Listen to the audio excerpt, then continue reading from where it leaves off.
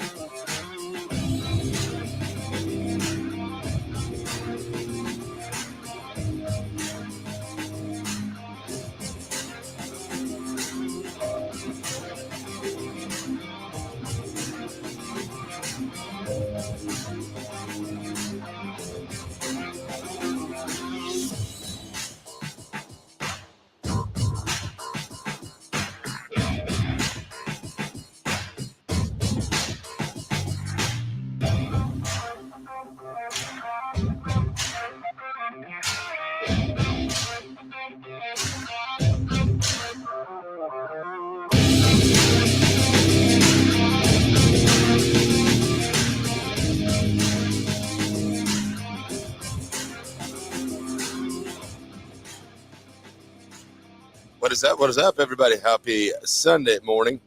Welcome into Husker Hangover. I am Matt Vrzal, your host. That is Cam Broham mixing her up on the ones and twos back there, making sure that we have her right and ready today as Nebraska, mercifully, thank you, Mr. Venables, loses to Oklahoma 49-14. I believe, I'll be honest, I mailed her in. I was very excited. Wasn't being fair with a fan, just got busy at work. Everything was cool. Everything was, it was the most excited I had been for football at Nebraska in quite some time. Probably since Scott's, first year. I open-mindedly went into it. I'm like, okay, he's a great football mind. He's going to get some things done. Maybe we can get this, creatively handled. And then as I watched for the next 3 years and 3 games, it just wasn't what I thought it was going to be. Mickey Joseph came out, handled himself great, and for a moment one glimmering, shining half of a quarter of football, I was like, oh boy, we are feeling this. We are going to be in a good spot. The guys looked lively. They looked hyped up. They looked ready to go. And it just didn't. Then reality set in. Coach Osborne famously always told us emotion will get you through the first 5 minutes of the beginning of a game, the beginning of the half. And it's what happens in between the rest of the way to finish out the game and finish out the quarters and finish out. I mean, I'm watching this. I'm no word of lie. I got notes. Like I was scribbling as fast as I could. I'm watching this thing. I'm writing stuff down. I'm like, man, this looks great. This looks great. Look at him go. Look at him go. And then the draw happened, and I was like, ooh, man, mentally, we got to get this thing going. Mentally, we got to get her figured out. Rome was not built in a day. And habits that have set in and been there for a while. I'm sure everybody saw the Miles Farmer. I think it was Miles. Anyway, the tweet that was released by Sam, or the quote that was released from Sam McEwen that said, yeah, it was Miles. It says, and you tackled in practice more this week, but it's going to take time to get better. We've been tagging off for 4 years in practice. For those who don't know, tagging off means they're going to run a play. I'm going to run up. I'm going to give you a little gooser on the butt cheeks, and you're down. In the real world of football, that does not happen. Football tackling is not a natural act. No one wants to propel themselves into someone and try to do physical harm. A couple of your wires have to cross in order to get that done. But it's going to take time. And the shirt for the day is that things are about to get weird. They are going to get weird.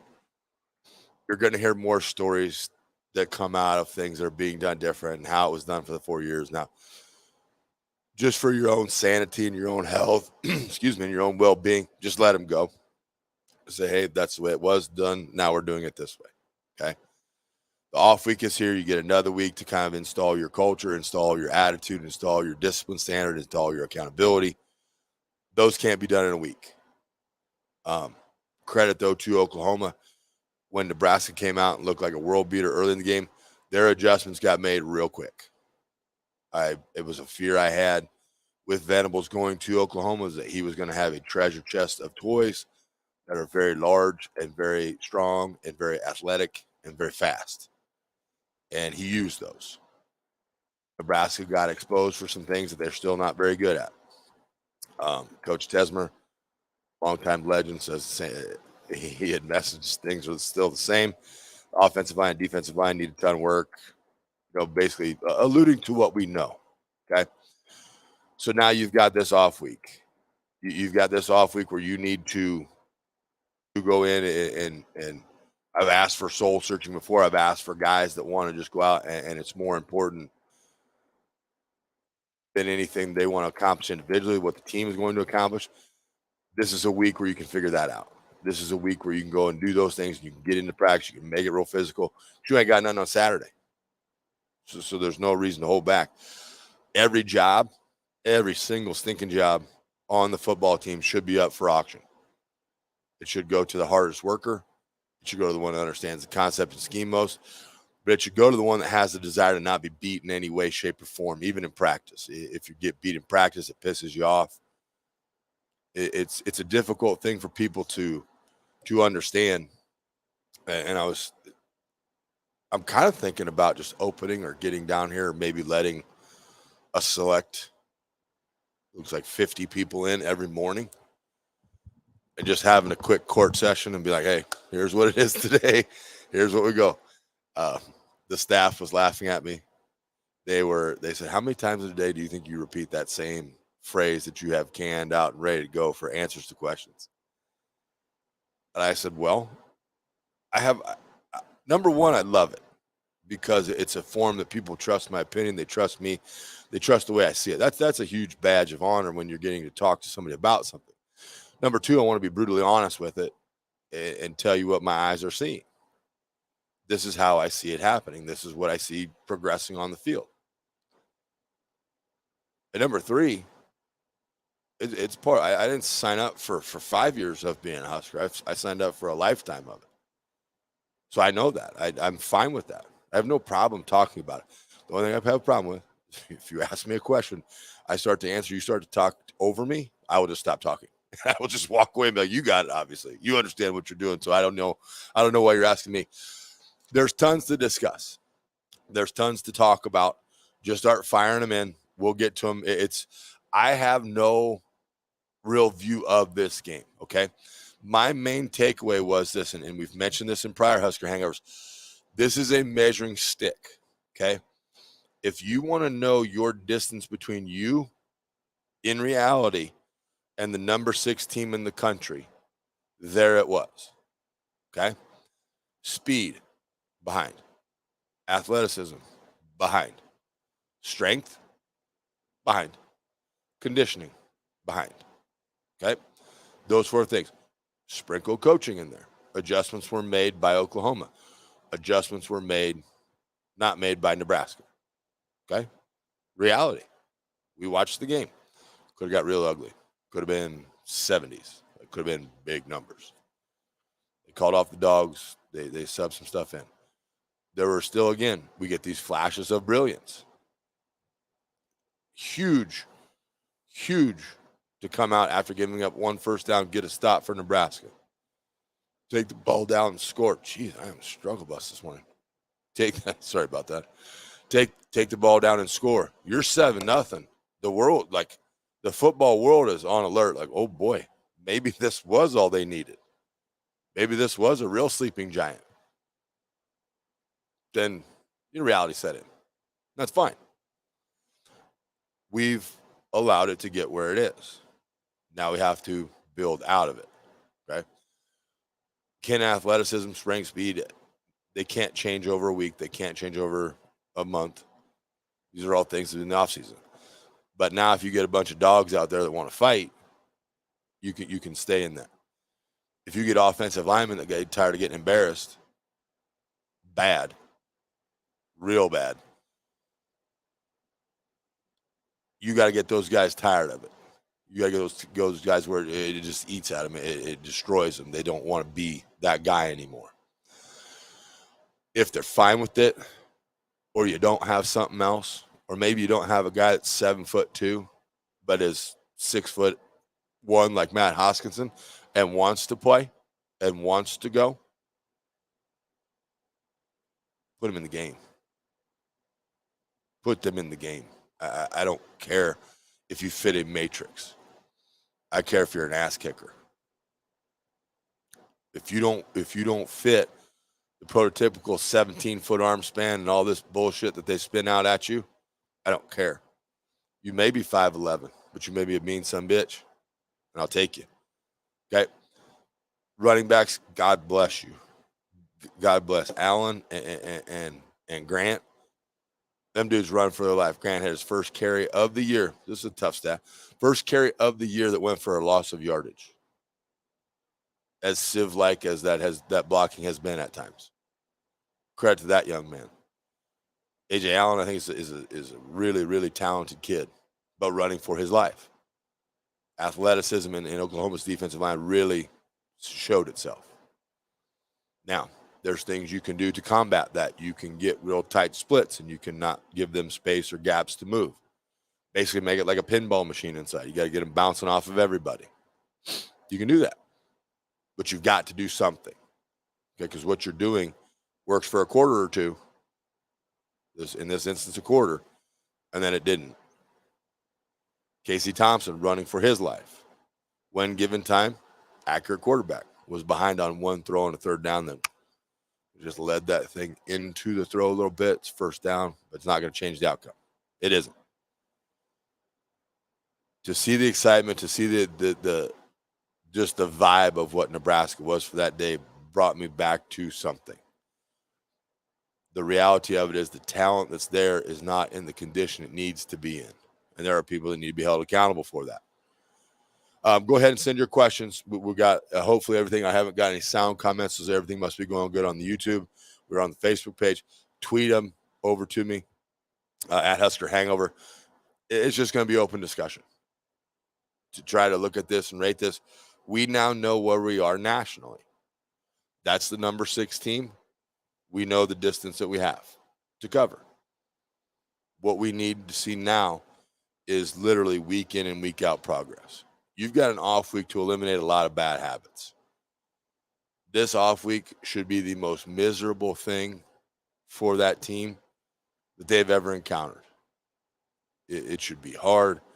It should be the end game of it is, look, we're going to give you half of a Saturday off and all of a Sunday off. Or I think they're going to work on Sunday, be off Monday. We're going to give you half of a Saturday off and Monday off. But come that Tuesday, we're going to have 22 dudes ready to roll. We're going to have 22 dudes that are ready to go in this game and get it. We have efforted out to get some guests today because I wanted to get their input. I didn't want to put anybody in a bad spot as the season started. But we have messages out to Matt Hoskinson, Aaron Taylor, and Tommy Frazier to see if they would like to come on and join us today. So if you have contacts within those gentlemen, go ahead and get a hold of them. See if we can just bait them into coming on the show. First one out of the day, Johnny sends me a text, 100% agree with you on excitement. I told a buddy of mine that I was more excited for the game than I had been in years. Joseph can't un-F 4 years of Frost and his frat brothers in 1 week. Nebraska wasn't going to beat Oklahoma with the old coach either. Let's go ahead and let these guys adjust to an adult coaching them and see what happens. Everybody, Florida Dave is up and at him this morning. That's what it is. Nothing overnight. I can take it back to on a much smaller scale, which, by the way, small, crazy world. I got a gentleman that comes in. He's an Oklahoma guy, and he was at the game, so I'll be back to the game. So that sounds fantastic. He sat in the stadium by a kid that I coached in Malcolm. So he came in for pizza. He goes, "You're never going to believe this." I said, "What's that?" He goes, "I sat by a kid named Sean." I was like, "You sat by Grease?" He goes, "Yeah." Well, you sat in the south end zone, way up toward the top. He goes, "Yeah." He goes, "How do you know where he sits?" I'm like, "I don't." I'm like, "These are my guys. Like, I don't just invest. Like, hey, buddy, go win old Coach Vrzal some games." I'm like, "These are my guys." But he sent a video. So Shotty shot a video. So shout out to Sean and all of that. Patrick fires us off for the day. Did we as fans back ourselves into a Meyer or bust camp with him on campus today? Okay. I understand. I understand the infatuation with Herb. Okay. He's a program builder. He's this, he's that. He's also on the NCAA's most wanted list. If you want to do this, you better have a clear path. And I don't think he has an affinity for Nebraska. He's even back when Scott got hired, he mentioned what a special, cool place it is. He said his offense is based off Tom Osborne's, because that one guy doesn't text me. Osborne's offense, he just took the I formation, triple option things, and put them into a shotgun. He said all I did is put Tom Osborne's offense in shotgun. That's all I did. Okay. He speaks glowingly of the fan base. He speaks glowingly of the facilities, the support, the fan, like all of it. He does like it. Guys that are like Urban Meyer like that challenge of this thing is disheveled. I can come in and fix it. Okay. If you want to do that, you have to have a clear path. I'm not saying you should. Herb, we're going to pay you X million dollars for 3 years because we know the NCAA is coming and you know they're coming. In those 3 years, you need to get us talent and you need to have a backup waiting. Okay? That's what you need to do. Because in 3 years, Herb, you're going to get tired or you're going to have health issues or you're going to be just worn out. Okay? That's what you're going to do in 3 years. But this is where we expect to be in those 3 years. You want to take that shot? You can take that shot. In that no, and I think we're all cutting Mickey pretty tight if you're already looking for that after one game.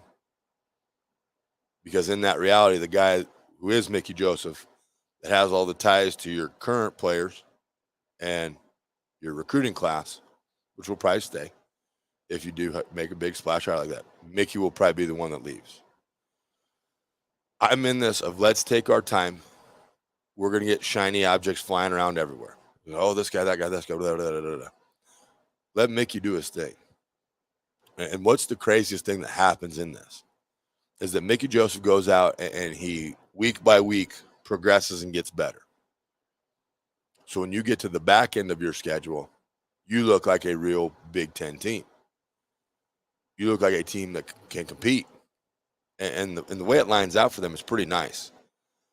You're not getting smacked in the face with a powerhouse team right out of the gate. It ain't like you Oklahoma and then a week off, now you got Michigan and then you got Ohio State. You've got teams that you can roll into and beat. Okay? If you buy into the system, haven't heard that one in a couple years. If you buy in and you compete every day, I'm going to stay in the camp that Mickey is going to be the head coach until my eyes show me that it isn't going to be Mickey. Because it's going to be hard to judge him for this week. You had a week to try to fix 4 years of bad habit. You had a week to try to fix 4 years of non-physicality. I'll tell you this. If you ain't tackling in practice, you ain't run blocking hard in practice, and you ain't defensive line defending hard in practice. So we just want 1 week and then boom, should be good. Have optimism, have candidates, have thoughts. That's cool. But let your guy that's doing his thing prove to you he can make it. That's where I'm going to be at. I'll have a list. I'll give you suggestions. I think this guy, that guy, that guy. I have one in my head. It always starts out incumbent. People ask me, what's your list? Mickey Joseph. Then I rifle off the other 4. He's the guy till he's not the guy. He's got now an 8-game audition. And I think behind closed doors, they probably wrote, just said, listen, get him to play hard in this game. Yeah, get him to play hard in this game. We're going to make it boatload of money because everybody's jazzed up. That's how this weekend's going to go. It's a money grab by your old Nebraska U. Facts. But you got these 8. Okay? You got an off week in 8. Let's get to a bowl. Let's get a team that plays hard and plays physical and plays rough. Get them back to when you know you played Nebraska. You get up in the morning, you don't feel right. That means you got to change position, you got to change players, change them. That means after, whatever, you got to change coaches, reassign people to stuff, and they don't like it. If they don't like it, get rid of them. It's those of you that like classic old weird movies. Sylvester Stallone in a movie also featuring Dolly Parton called Rhinestone. He gets on the stage at the final end of the scene, says, if I'm going to die my way. And he lets it rip. That's the mindset you got to go. If I'm gonna win this thing, I'm going to win it my way. And I think Trev has given him that ability to do that. I think there's more shakeup coming. I think there's more things that are going to change. Like every week from the rest of the way out, you're going to see a different football team that strives, gets better every week. It does, because that attitude has changed, that mentality has changed, that accountability has changed. Those can't be done overnight. Back to some more questions. Ryan says, I read this morning that there are going to be more defensive staff changes. What do you think you're hearing? I haven't heard anything so much, but I have heard that those are in the works. As soon as I know anything, I'll let you know. Set it out on the social media. By the way, Cam, huge favor. We jointly run the account. Cam and I do. Cam's just great, dude. Here's the background. Cam's a great dude. Bounce around producer. I said, hey, how you want to structure this? He says, X dollars a show and blah, blah, blah, blah. I said, yeah, cool. Bet, let's do this. And then I said, well, I think this is a terrible deal. And Cam was like, oh, okay. I said, if me and you are going to do this, I want this to be a partnership. You're in with me. So this is now ours. So we're going to go do this thing. One favor, though, partner, if you could not send out questions on Friday night when I'm getting ready to go coach a game, that'd be awesome. Because as I'm on the sidelines coaching and we're running back and forth with the Elkhorn, and then they ended up thumping us, shout out to the Antlers. my phone is just buzzing in my pocket every 3 seconds, and I can't. And I'm a FOMO person, and I'm like, God damn it! And so I'm just looking and looking. I'm like, okay, it's hangover stuff. I'm like, put it away. But yeah, so if we just No problem. structure that maybe a little later in the day after everybody has a couple beers, that'd be awesome. But yeah, so that's how I wanted to roll. So Cam and I are in the schedule. He's willing to take a shot on producing this, and I'm more than happy to have him on it. So we will both be running that thing. If I get anything, I'll get it to Cam and we'll get it out. Tommy said to make myself feel better, I just kept watching the first 4 minutes of the game. Hey, it's not a bad plan. Jess says, I'm guessing Trev wanted to talk to him and learn more about his former assistants, such as Luke Fickle, Dan Mullen, et cetera, to see which one of them might be a good fit here. Again, I'm not gonna move on from that.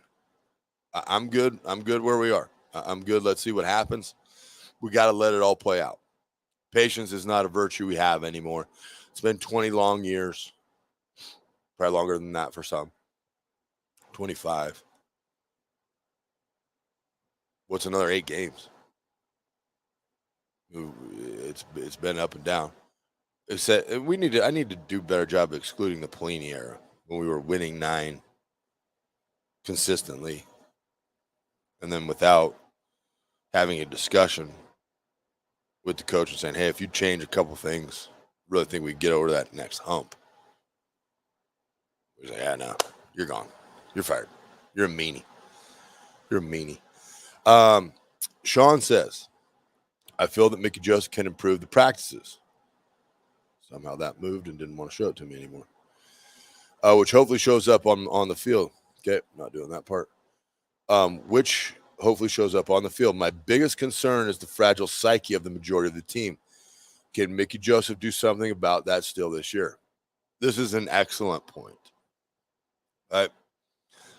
More than one person after the game came in and mentioned we knew once they busted that long draw in the game, it was over.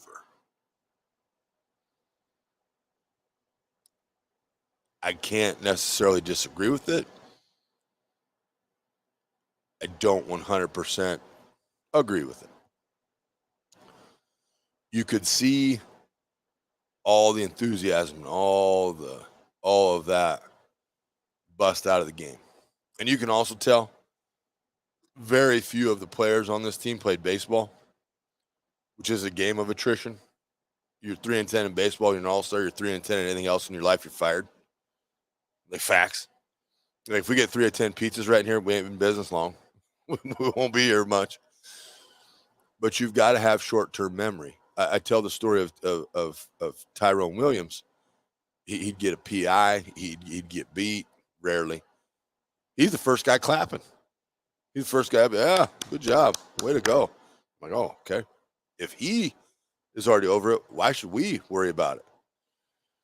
You could see that creep into their mind, that little doubt. They can't have that doubt. As you go through physical things, okay, together, and you survive them. Like the first, let's see, they're going to take off Monday. So Tuesday, Wednesday, Thursday. Hell, I'll even go into Friday. Tuesday, Wednesday, Thursday, Friday. These 4 days of camp, if they are going to take Monday off this week, even with it being an off week, those 4 days should be as physically demanding as you can make them, okay? Because when you want to play as a team and when you want to play together, preparation is prime. We had talented guys. We really did. They have talented guys, probably not to that level, but they have talented guys. You got to get those people in a position where they look to the left and that guy's near getting sick, and you're looking at yourself and you're not near getting sick. Say, hey man, we got to draw on each other to get through this. That's where that mental toughness can come. Okay. I would hope that they evolve then and carry that over to where Tuesday and Wednesday practice are the most uncomfortable thing in your life. I mentioned it ad nauseum here. You've got to put that team through hell for 4 days to get them to trust, believe, and rely on each other. Okay? 100% believe that. When you are in a physically demanding setup as a group of people, you can come out of anything together, and you can come out of anything mentally tougher. Will they be at peak optimum mental toughness? No. But if it resonates with 4 or 5 per side of the ball, they can draw you out of that woe is me, here we go again. It's all going to go bad. Okay? That's what I would do if I was in charge. And I would tell them. And I would take note of every person that sat down and said, ooh, a shoulder issue thing kind of flaring up, coach. I think I'm going to be out a couple of these days. And I'd be like, great. If you sit out a couple of them, just sit out all of them. And then if you sit out all of them, we'll just see you the next week after this because you ain't playing that week. Fact. I would go to my training department. I'd say, listen, unless there's a bone sticking out or they need to have surgery, which then my question is, why don't they have surgery? They're practicing. All of them. Every stinking one of them. And I'm going to find some players. And I'm going to find some dogs. But I'm going to make that thing as hardcore as I can. And maybe it's too over the top. Maybe 4 days is too long. I don't care. I don't. That's a you problem. Hashtag Damon Benning. But that's, make it demanding. Make it uncomfortable. Make it where you feel like you want to quit, but a teammate draws you to and says, you got this, dog. You got this. We're good. As a team, we're going to go get this handled. That's what you got to have happen. But you can work on it. I don't think you can fix it. But you can make it better. You got 8-9 weeks to make it better. Get yourself to a bowl game. Long shot, I know. We just got piss pounded by OU. Could have been much worse. But you can get those guys to a tougher spot. You can't get them to the toughest spot. Sean says when you have a coach's name who's more interested in drinking margaritas than recruiting, you get 49-14. I'm fine if you want to send him, we'll pile on. Ben says, good morning. If you humor me and put on an AD hat, what do you need to see by the end of the season to make Mickey the permanent guy? For me to have Mickey be the permanent guy, it's not a difficult thing to see him at the end. My parameters on it are hard because of the deficiencies in some areas of the roster. Now, if he can go out and get more out of what is currently less, that's coaching. Okay? If he can get guys that believe in system and are willing to sell out everything, he can do that. I can't put a number on it. I'll tell you my mindset going into the Oklahoma game. Going into the Oklahoma game, I said, okay, out of this, I'm going to be able to come up with a number that says, hey, in these last 8, you got to be 4-4, 5-3. You know, we're good. 6-2 would be unbelievable. But we're in this here. Okay? After watching that game, I don't think I can say that because you still have position groups that won't pull the trigger on taking guys out of the game. I was super happy to see Williams Jr. in the game at guard. I thought he held up well the first few series. I didn't. Then it was in and out and a lot of rotation. Maybe they were probing to see, hey, this is what we got. Throw them out against the second best we're going to see and go there to prepare ourselves. You found some that can't play. Straight up. Not being mean, not going to name numbers. You watch the game. You know who they are. Some can't play. Are not working. Yet another reason I struggle to trust star rankings. I'm going to come up with my own. We're going to be dogs. It's going to be a 1 dog, 2 dog, 3 dog, 4 dog, 5 dog rating. Or maybe it's just a 1 dog. You're a 0 dog or you're a 1 dog. That's your rating. You got to get some guys to go out there like Georgia Southern, rode on their pants. Get after their ass. You got to find them. So to put it on wins and losses, I don't think I can do that anymore. I got to see if I can get this team to be mentally tougher where adversity happens, and then we still overcome it. Guess what? Oklahoma's trying to win the game too. So if they break a big one, it's going to happen. You ain't the 85 Bears. Suck it up, Buttercup, and get to your team, figure it out, and get everybody going together. For the greater good go I. If you get those people in that and you get those people where they believe in themselves and believe in their teammates, which is probably the bigger piece. I believe in my teammates. We can go forward. I would love to say, Shawnee, I could say, hey, 4-4 keeps his job. I can't because I don't know if that's the answer anymore. I think I'm going to have to watch the game and game by game saying, hey, did we get better? Did we get going? Are we on the way here? Like, do we have adversity happen and we just overcome it? It doesn't seem to be a pebble that gets kicked off a mountain and in 4 minutes it's a boulder, the size of the stadium. Can you work on that? As I think about it though more and we watch, this off week will be tough. We may still do a show in the off week. I don't know. If I get any good comments or things that we can talk about. If I watch the game and I see a team that represents mental toughness, discipline, hard work, all those things, I think you're going to quantify it more that way than you are the other way. Now, with it going to be continually be getting weird, that evaluation is going to be very fluid because if you remove some part of the staff and you bring in some different part of the staff to take that job, that's going to be hard. That's going to be difficult to do because that evaluation is going to consistently change.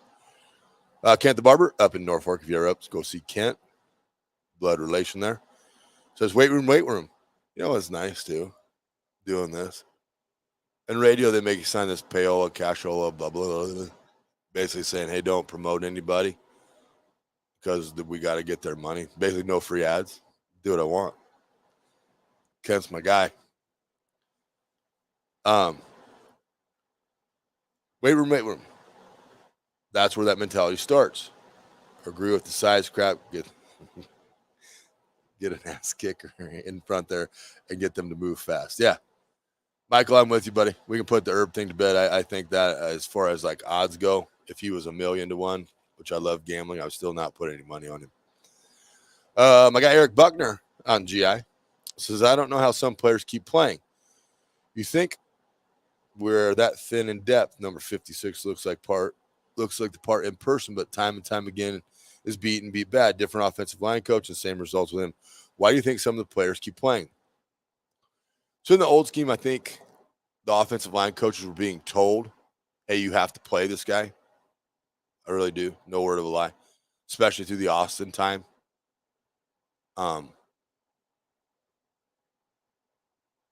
They're the biggest. That room is the room I would make life the most difficult for. That room, man, when it's going well, they look nice. And I don't know if they start to feel themselves like, man, we are awesome. We are really good at this. Look at us doing what we want to do. And then it goes away. Like that killer mentality or that ass kicker mindset. Like, I want to make this dude quit. The yard's neat. All that stuff's fun. I want to make this guy I'm playing with, I want to make him quit. The giggles and the high fives and the things that happened when the lines were dominant, even into the Dominic Raiola era. And when you pound somebody and they look over at their coach and they go, get me out of here. I don't know. No, don't want them. That's the biggest badge of honor, when you get them to quit. Yards are fun. Touchdowns win the game. But when you break that guy mentally and he doesn't want to play anymore, that's what it's about. That's what it's about. Find them dudes. Like these 4 days, Tuesday, whenever they're practicing, let's call it practice day 1, 2, 3, 4. Practice day 1, 2, 3, 4. I want that so hard for them that either they're going to quit or the defense is going to quit. Maybe that defense is light. I don't know. Maybe it doesn't work out. But I'm going to put them dudes in there. I'm going to make them go the whole time. Tommy says, I do think they tackled a little better. It wasn't bad. They got burnt quite a bit. Still room for improvement. Opportunity for advancement. After watching the Penn State game, I noticed that one thing is we are lacking in the strength. We are not mean, both sides of the ball. Amen, buddy. I'll co-sign on that. Patrick says I miss Bo. Oh, Ken says my take on this team is the players, they have become too comfortable on being a Nebraska football team with all the free meals and Adidas swag. They've also become too accustomed to losing. This is really good. Toward the end of the night last night, talking to a couple people, and they are just baffled. Like, how does this happen? How do you not practice? How do you not go through tackling drills and all this stuff and this, that, the other? And I said, guys, I said, when you're in there and you think that what you're doing schematically is so good, it doesn't matter what you do. And this is one side of the ball. Schematically, I got this. My brain is huge. I got all these plays. I go, bam, bam, bam, bam, bam, bam, bam. Away we go. You become reliant on scheme instead of becoming reliant on physical skill. Saban had a quote, it's the horses, it's not the jockey. Anybody will tell you with enough training, you can take a marginal horse and make them real good, especially when that horse is real competitive. Horses are competitive. Grew up in Grand Island. I've seen it. That's the part people can't comprehend. How? Why? When you're given the keys to the car, saying, hey, go run it. Yeah. Do we really need to beat him up today? Do we really? Yes, you do. They're there for that. Life is cushy, though.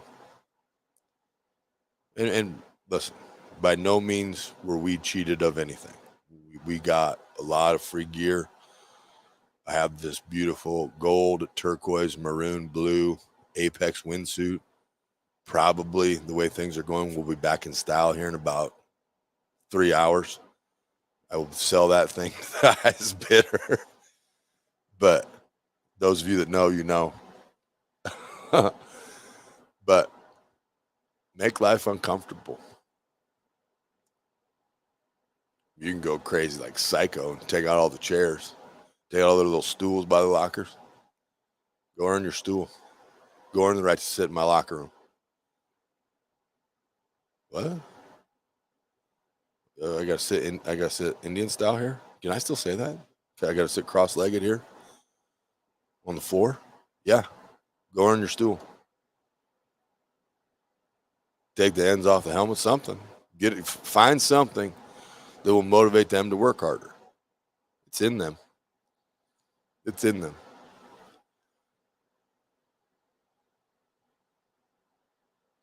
Chris Herman said tackling is 101. So why do we have such a problem doing that?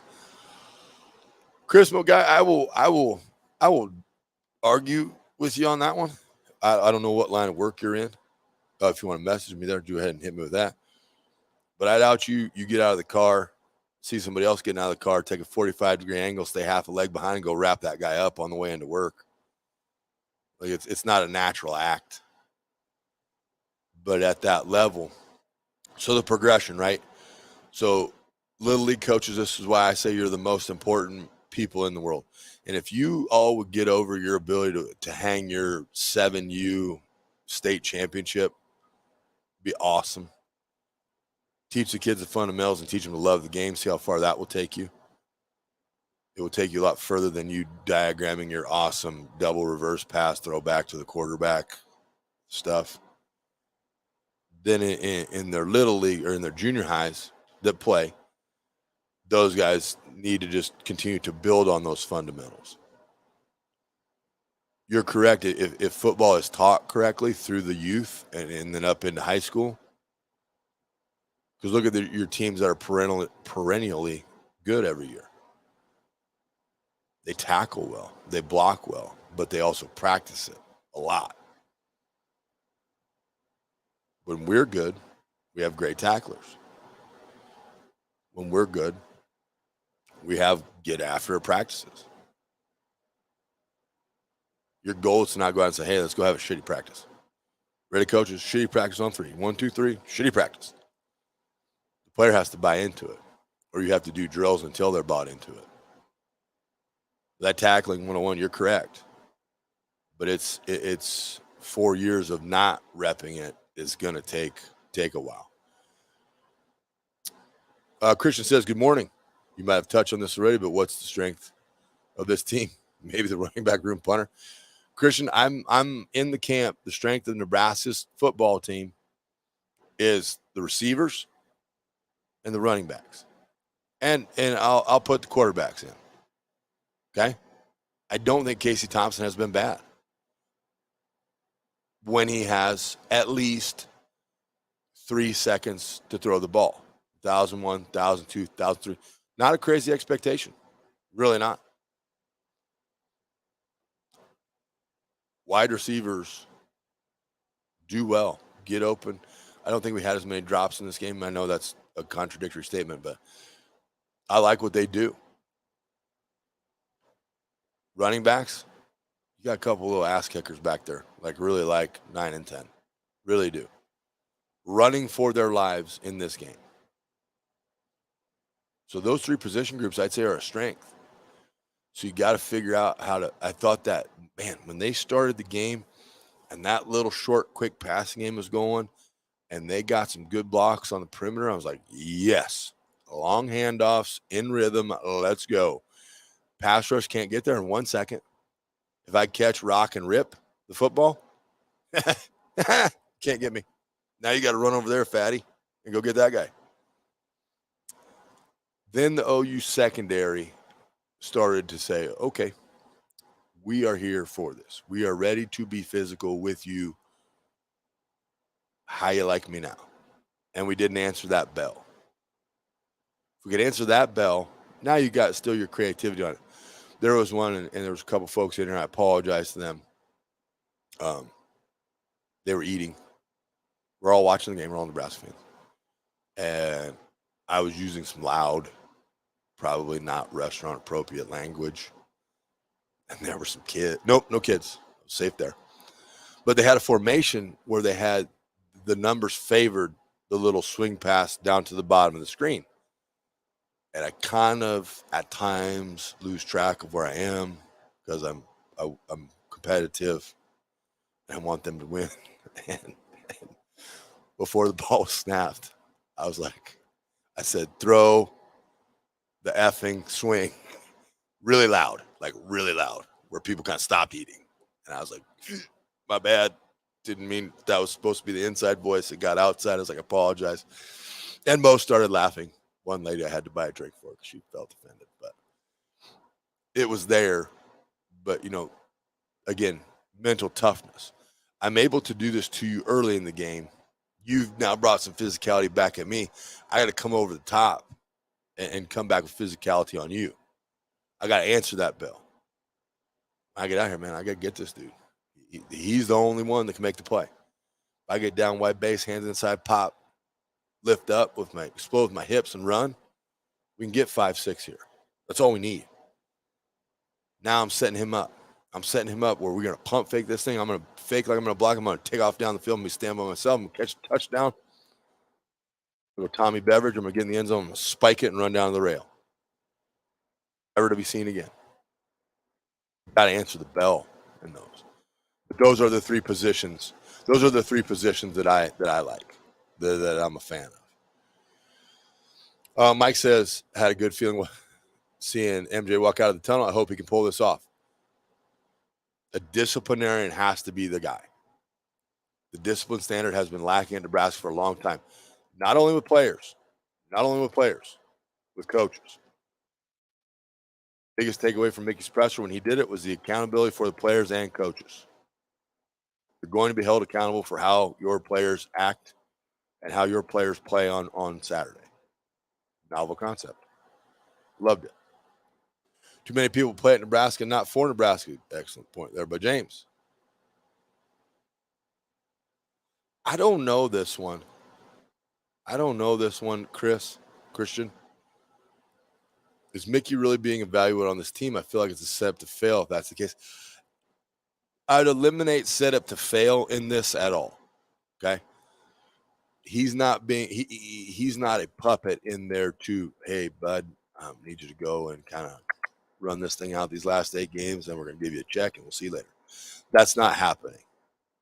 The powers that be at Nebraska hold him in very high regard for the things he's done since he's been on campus. Look at the recruiting class. Look at the guys that are here. They're all tied to him. You're walking a fine line here. He's being given every opportunity to succeed. That's why I don't think you can base it on record. I think this solely will be based on an eye test. Did they get mentally tougher? How can I measure mental toughness? Adversity happened in a game and they overcame it. They didn't let one mistake become 7. Okay? Whose bodies are leaving the field? Ours or theirs? Theirs are, okay, we're playing a physical brand of football now. All right? Are we in the right spots? Easy to watch. Quarterbacks are out back to pass. I know I got to throw the ball here at my third step. That guy's sitting right in the hole wide open. Here we go. Is there a hole past the line of scrimmage for the running back to run through? We've got movement up front. We're up to linebacker second level. Great. Look at us go. Now I can let 9 and 10 do their thing. Awesome. Is our defense structurally sound? Are they in the gap? Or are they overlapping the gaps, not trusting each other? Still happen in the game. That may be the full evaluation of Mickey Joseph as the next head coach. Can I continue in an interim manner to build the relationships I built all over the country and get more talent into Nebraska? Can I repair the in-state damage that's been done and get some of these in-state kids that are leaving the state to stay here because they see it? They understand that I'm being Mickey Joseph. That I'm Mickey Joseph. I'm the culture change. I'm the one. I'm the guy. I'm going to shoot you straight. I'm going to go in your living room and say, hey, here's where I see you. If you do X, Y, and Z in a year, you're going to play. If you early enroll and come in and do A, B, C, you're going to be in the mix. And if any of them, hey, do you got any kind of projection about my NIL? I'd be like, hey, it's great to meet you. You guys have a great evening. I'm going to go ahead and take off. The NIL's a part of it. I get it. Earned money is always better than given money. Given money is lazy. Earned money, yeah, you bet, bud. Once you get on campus and you accomplish A, B, C, X, Y, Z, we'll set you down with our people. We'll get you in there. When you prove this, that you're going to work, that you're going to do this for us, not for you. We got a lot cooler when we won. I had to pay for a lot less drinks at a couple local establishments when we were winning. And I became a lot better looking than I actually was when we were winning games. Those are all facts. Hello to the Highlines. Hope you guys are doing well. Alex says, is this program a worse place now than when Mike Riley was fired? Mentality and culture seem to like it's from the outside looking in. It's a tough go, Alex, in this because you've got back-to-back inmates running the asylum. Okay? The Riley era, we heard the horror story. We have guys that haven't squatted in 4 years. Okay? Frost comes in. At least we're moving weight. Like, we are strong. We are not very agile. Okay? Where strength it's like the crazy hot intersection with women. Where strength and agility have to match up is in that middle somewhere. There's a slope they got to go on. You eliminate the freaks. like your Larry Allens who could bench press a Yugo and then run a 4.2. Find the normals, right? Aaron Taylor, strong, not the strongest, strong. His years of playing soccer as a youth paid off. He had sweet feet. Zach Wiegert, not going to go in and move the whole gym, but you know what he's going to do? He's going to be fast. He's going to be quick. His basketball translated over. Eric Anderson, an underrated guy, not the strongest, but man, he could move. He was agile. Chris Dishman, wrestling background, basketball background, not the strongest, sometimes allergic to the weight room, but could move. Agile guys that are strong enough. Because if I can get you out positioned and now your strength, which is all frontline strength, I got you going lateral, you ain't as strong as you once were. And now if I learn how to lever, where I grab a hold of you on the inside, not outside, inside, I shove that arm, now you're going that way and I'm tilting you that way. And I'm about to drop the people's elbow on you. And I'm going to go Josh Allen on you if I get you on the ground.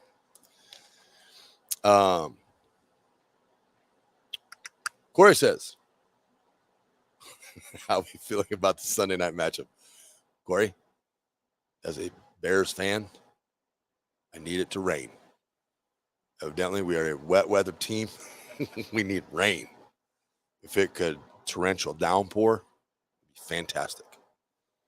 All I'm asking is for 18 weeks of rain. That's it. It can even rain on the off week. And then Bears Super Bowl. Duh. John says Baffert horses may as well get good and write it up. Maybe we go back that route. Yeah, we'll leave that one alone. We'll pass on that one. Jeff says development and roster retention have to be the first orders of business. You do this by having good teachers that insist on. Jeff, are you buddies with Damon? I don't even know what meritocracy means.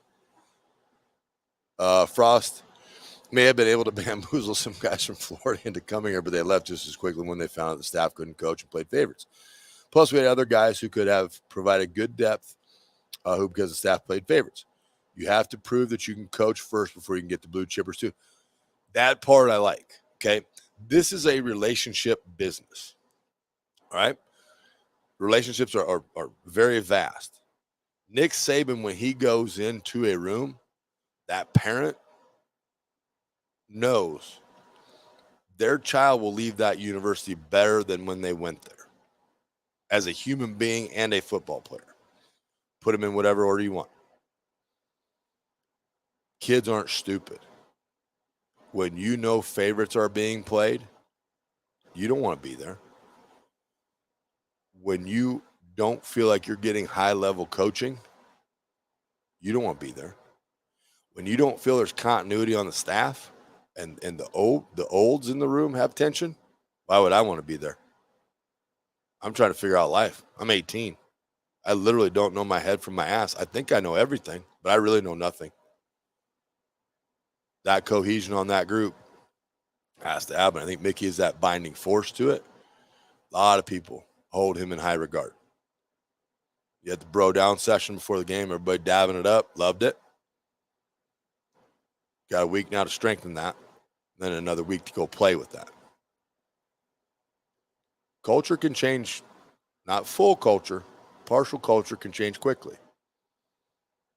If you're not excited to walk into the campus and walk into those beautiful facilities and go get after it every day, you're in the wrong line of work. I mean, those coaches, some people get in the coach. Oh my gosh, they're there at 5 a.m. and they leave at 9 at night. Sometimes you just get lost in the sauce. Like you just love what you're doing. When you love what you're doing, what's the phrase? If you love what you're doing, you'll never work a day in your life. Yeah, that's true. Maybe they just love it that much. Maybe that's what it evolves into. Bring the family up. Have family day. Let the kids see your family. Let the kids see that if you guys trick this off, we got to move. You guys don't want to go hard. This is my son. You're my son's favorite player. So every time you want to go dog a drill, you're letting my son down. You good with that? It's okay to let them see your life. Bring the family up there. Be cool and fun. We've got more questions, more things coming on. Orlando says, I have been watching games alone for 4 years for the F-bombs I throw. Yeah, that happens. That happens. Trev says, need to stop talking about the past. Husker Bishop rattles off a Glory Day tributes 5 times a game. What am I missing? You've gotta to let that. You can embrace your past. You cannot let it be what you're trying to recreate. We just scared Will Taylor, my employee. He didn't want to come in. He opened the first door, saw me sitting here, he went back out, and now he's going to text me. I guarantee it. But here's what we're going to do. We're going to take a quick break, just 2-3 minutes. We'll be back right around 9 o'clock. We'll get to more comments. We'll get to more questions. Keep firing them away. Happy to be here on Sunday. It's an optimistic Sunday after an ass kicking, but progress made every week will get us to where we need to be, and it will clarify where Nebraska will go for their next head coach. I guarantee you. We'll be back shortly here on Husker Hangover.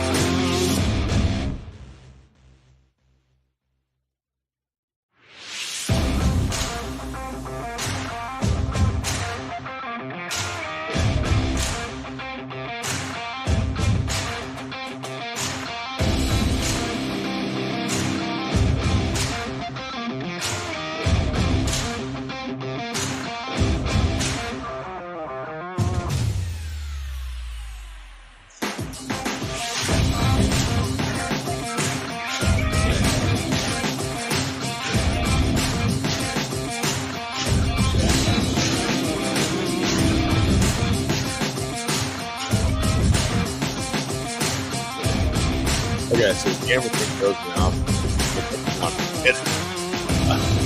Cam's in the background. We'll get back into Husker Hangover. I'm Matt Vrzal. He's Cam Broham. It's right back there on the 1 and 2. You guys are just awesome. Happy Sunday to everybody. Here's this talk. Different session on the weekend. After this, I have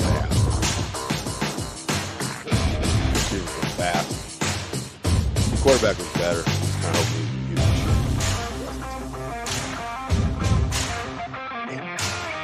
yeah. But Nebraska week. Got 8 games now and an off week. Get some stuff figured out. Get some things going. And get it moving in the right direction. John says here on a message here on our Twitter page, I'm like, put those Twitter feeds up there. Every time we can talk to me here in the past, you're doing a real shot. 5-year deal that is per program to train his own staff. Not saying that word. Got decent skill players there for other positions. It's awesome. Our O-line is already out. Guys, that.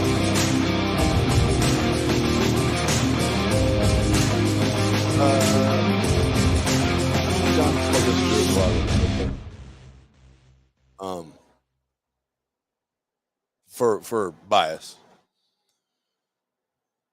you got guys that are ass kickers. You also got guys that are ass kickers that have been in a passive environment for a while. As I said, with the quote from Miles Farmer that we've only been tapping off 4 years to tackle. If you've been tapping off, you ain't been physically run blocking. If you ain't been physically run blocking, you ain't been physically run defending. You can't learn that in a week. Learn is difficult. You can't get that up to par in a week. After a couple weeks, probably gonna be better.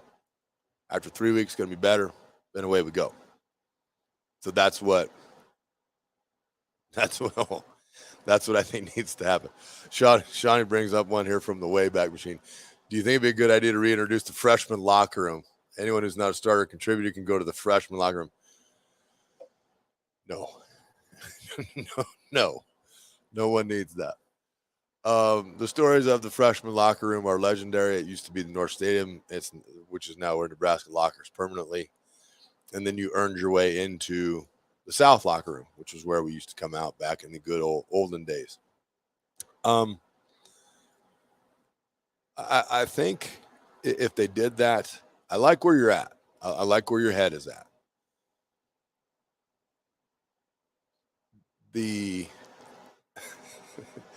Okay. The freshman locker room was rough. I mean, it was rough.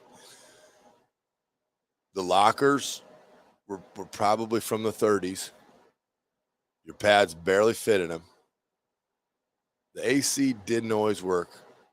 Muntz and Mace, though, were awesome. They were our 2 guys that helped us there. Part of the crew, part of the ship. They were us. I think you would bring on a lawsuit or 100 because the bathrooms did not have stall doors. They were just toilets mounted to the wall. No divider. No dividers. So, you get out of class, you got to, do some business. You go in there, they're like 3 other dudes sitting there reading the DN. And you're just like, okay, we're doing this. It's going down. We're gonna figure out what everybody had for dinner. But it was weird, and it's why we're weird. But we will always laugh about it. Oh no, I think if they did the freshman locker room, Bud, that they would have so many lawsuits for cruel and unusual punishment. I think we would. That might be the only thing that could bankrupt the university. I would, if it were me, I would pull in preseason in your camps. When you report in, you get a white helmet. That's it. You don't got no stripe. You don't got no end. You got nothing. Because I've got to deprogram you from what you've been told all your life, that you are the greatest football player ever. You are Walter Payton reborn. Lawrence Taylor is in your genetic line. Double Larry Allen. Larry Allen is your uncle. I've got to break you. I've got to D-star you. I love the story of Ohio State, and they're de-starring. So they would come into camp, right? And you got all these hotshot quarterbacks and all this stuff. And they would room you with an older quarterback, older position guy. And so you go to practice and you get picked off like 6 times. Well, what's going on here? Don't they know I'm the man? So then, come back to the room and the older quarterback's like, hey man, are you watching your film? Are you studying? Are you doing this? Are you doing that? You did, da-da-da-da. Well, I don't really need to. Like I'm the guy. Well, if you want to be the guy here, you got to study film. You got to study the plays. You got to study. So then you start to buy into it. You start to study. And then the next, you only throw 4 interceptions the next week, every day, 4 days a week, 5 days a week. Keep studying, man. You got to get in this. You got to get your film. Your film hours are down. You got to get your film up. And then you keep going, you keep going, you keep going. And you've worked your way down now where you're only throwing 0 picks or 1 pick a week. And then you go, your coach then gives you your stripe and your thing, and away you go because you've put in the time. Then you come to find out the whole time the coach was giving the defensive plays because you weren't doing your stuff. Because they can watch you. They know on your iPad how much you watch. It's brilliant. I love it so much. It's one of my favorite stories. You're breaking the huddle, calling a play. The defense knows your play. Good luck, superstar. I got a 4-2 guy that's going to jump this out route you want to throw because you think you got a cannon of an arm. See you later, buddy. But you break them down, and then you build them back up and say, you earned all this. You did this work. When you get into camp, here's your white helmet. Go earn your ends. Go earn your stripe. How do I do it? Better talk to an older guy. Better have them figured out with you. They'll help you. They'll help you. You just got to want to do it. Johnny, the guy on the photo is, so the Husker Hangover Twitter account was a picture I found. Someone sent me a picture of that guy. So with my awesome photoshopping skills, I drew an N on his shirt. Like, yep, that's us. Here we go. Tommy says the NIL money. Is that the Dakotas Washington even playing? He's not. He's hurt. He's hurt, but that's what it is. Rusty says, good morning. Verse, who are the players other than the captains that will hold the rest of the team accountable? Oh, Rusty in Albuquerque. Hi, Rusty. What we've been searching for a long time. And it can be your captains, okay? Your captains don't have to influence everybody on the field, okay? Think of it as a mob setup. You got a mob boss. You got these guys. Your captains are associates.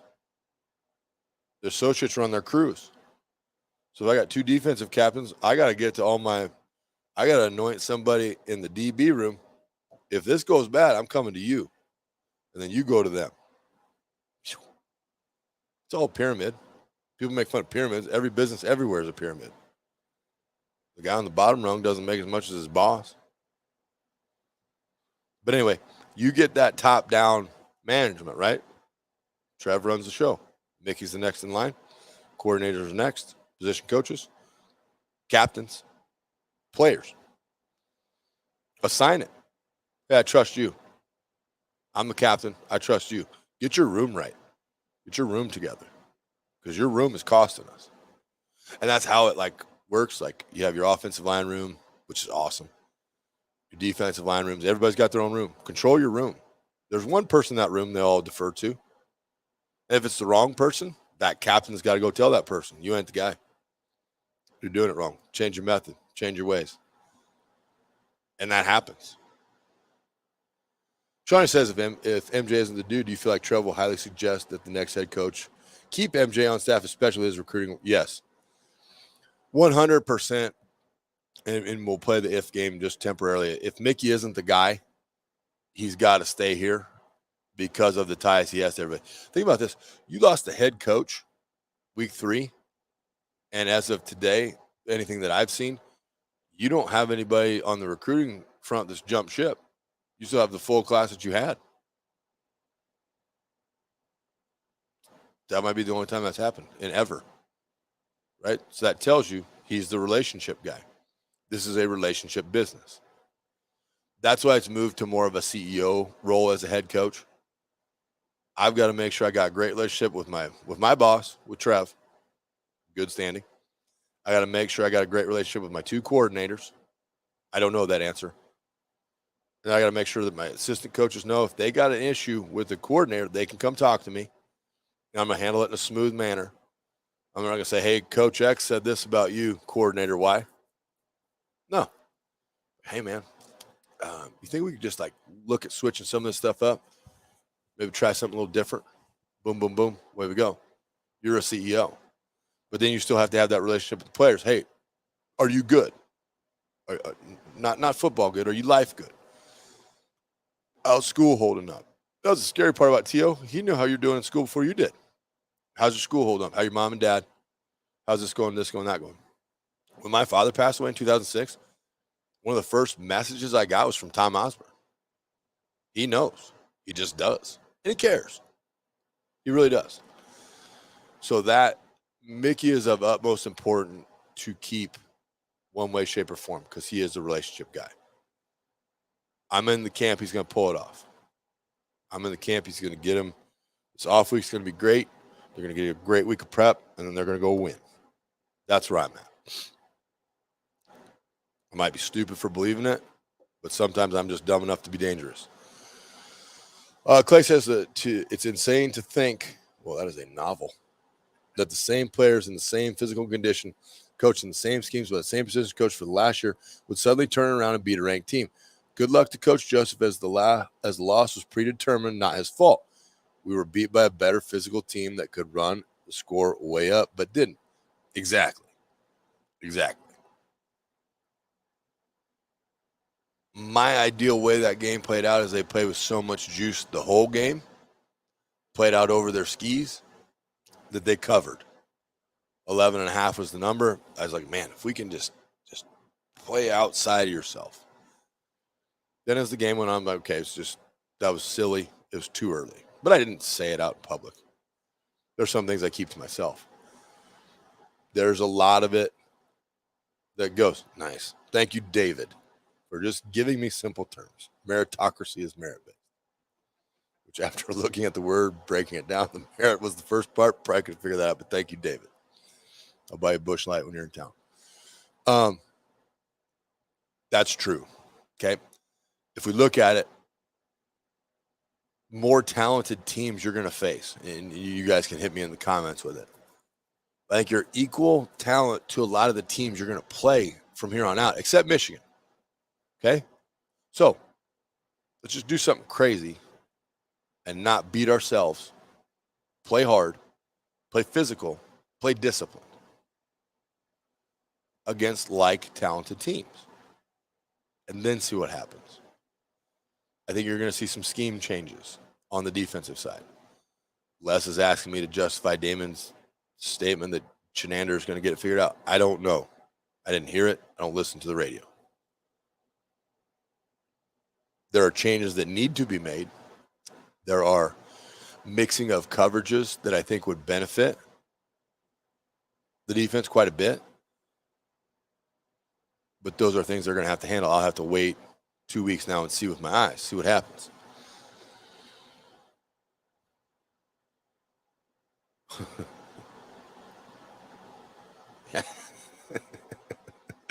Drew says, make sure you take the chair up when you're meeting with recruits. That will not be me. That will not be me. Oh, David also says background music intro. I think we got that fixed. Oh, calm down, Rick and Tom. Everybody.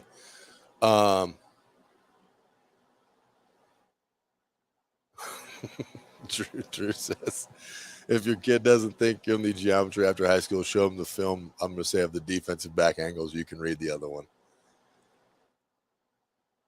I do like the back to the basics, though, man. I do like that. That would be, I would pull them babies off of helmets and be like, go earn them.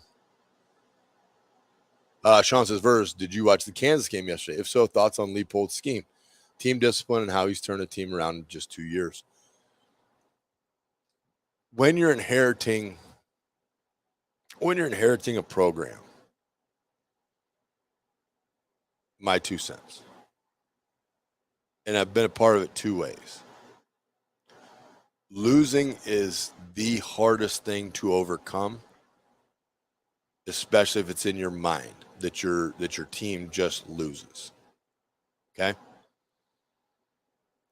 We did it one way with one teammate out of school, and we made that hard. Like we made it hard. And those kids went through hell, and they came out the other end. Like I've said before, they were the happiest 4-4 team I've ever seen in my life. But they then believed they could win.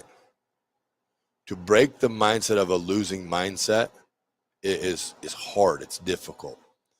Because instead of saying in a game, okay, that happened, we're going to overcome it, and this is going to happen now. You get in the mindset of, oh, that happened bad. Here comes the rest of the bad. And we're going to fall apart and look like we always do. And you need that core set of guys to believe, not today. But it's not happening today.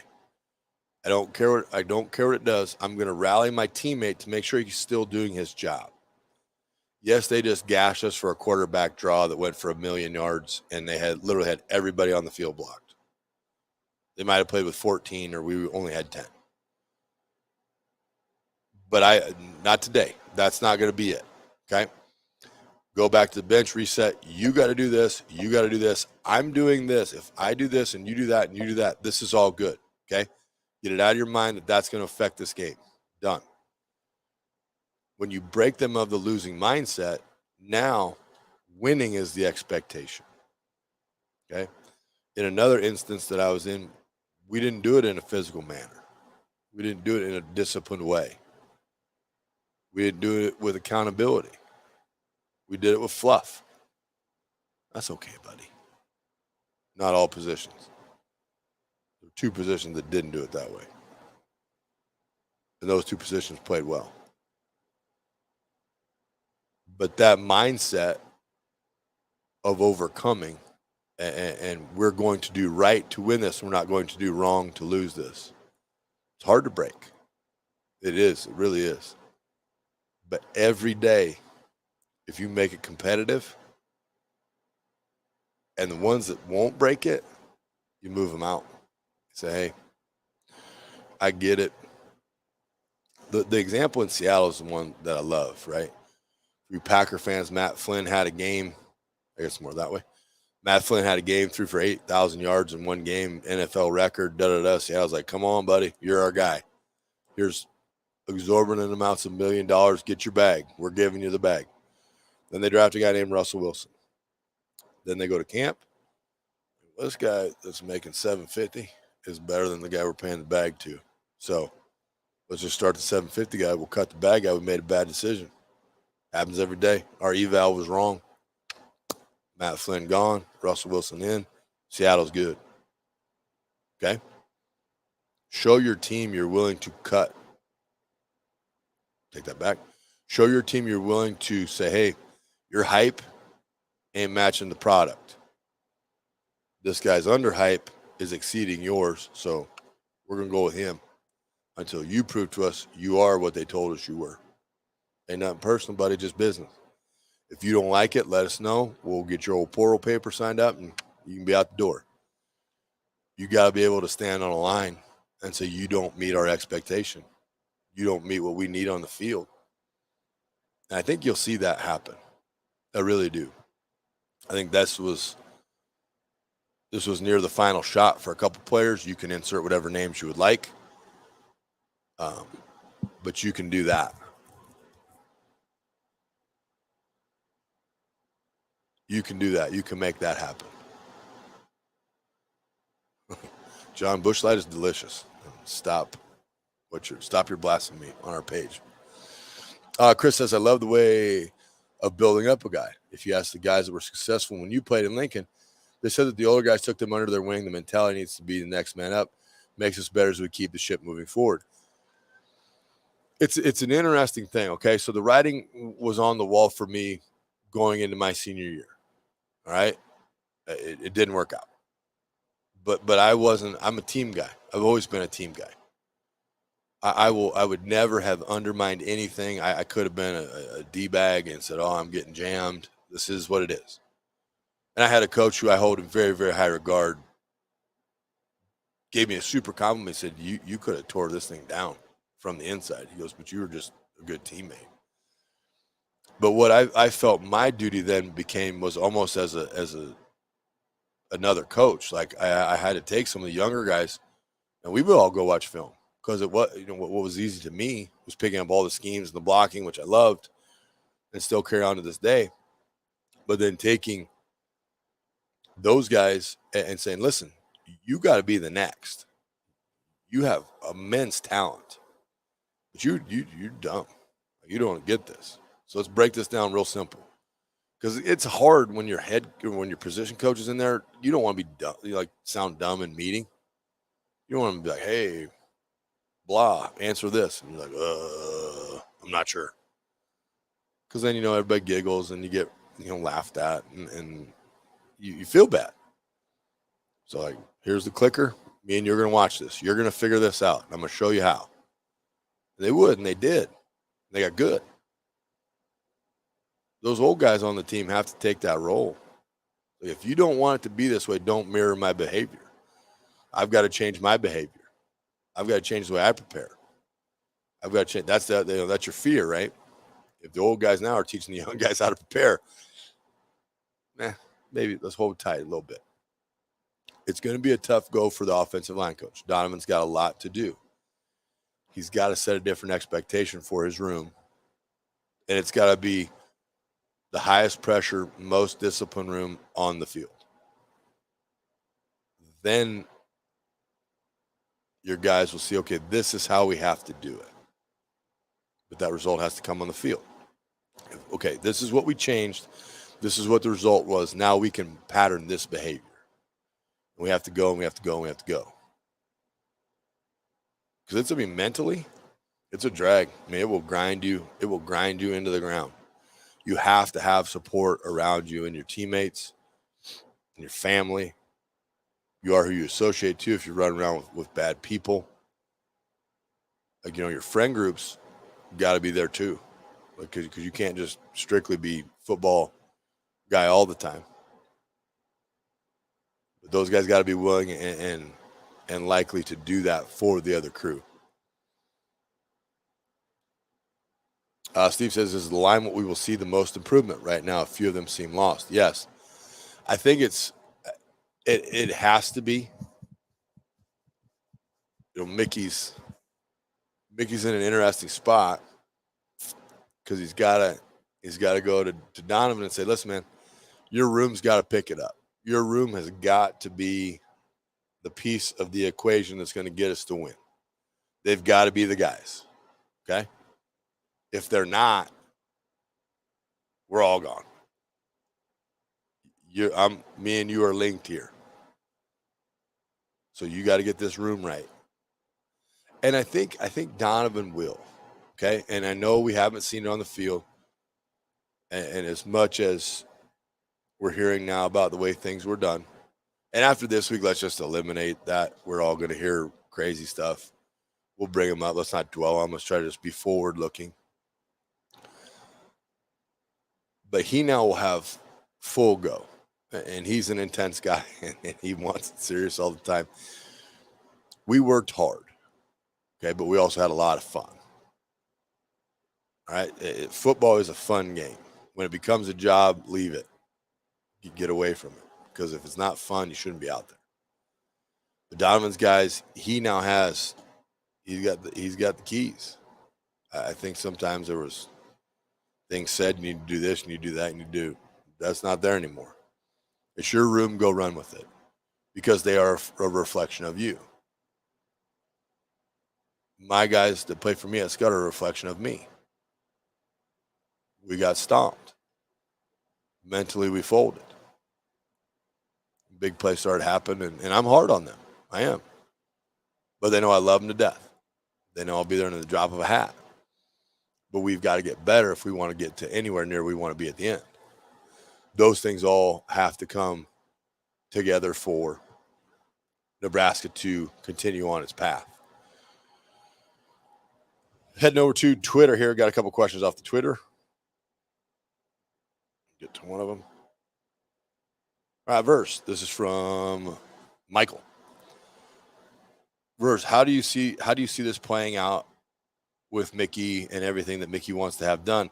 He doesn't have the things that he needs at his disposal. What makes it change? Okay, so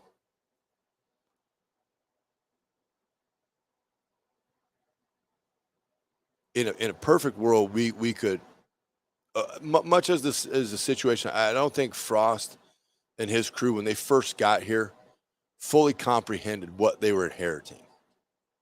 Okay, I don't think I think in retrospect, if they could come back and do it again, we don't get do-overs. Nobody gets do-overs, David.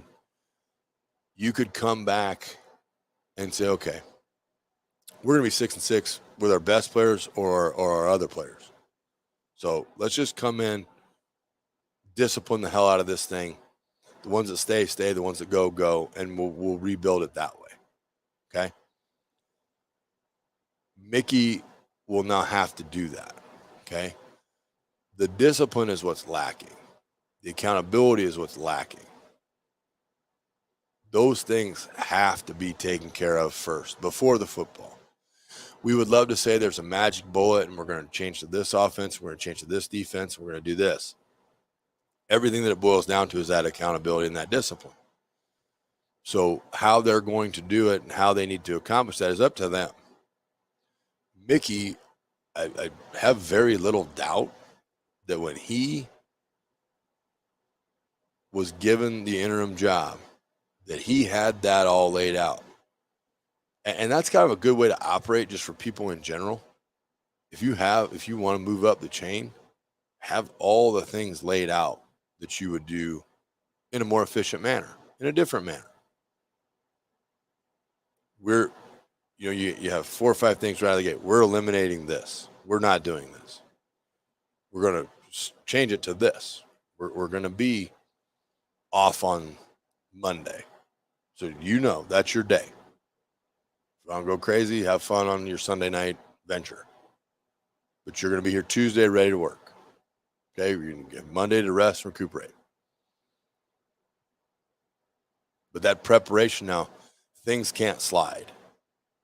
If you're out of position on something, boom, rep has to be rerun until you're right on it. You've got to trust the defensive line to do their job. Linebackers got to trust the safeties to do their job. Everybody's got to get that figured out together. Those are the things that I think Mickey is ready to go. Like he's ready to take over those roles. But the discipline, you will know. You will know that the discipline has taken hold very quickly in games.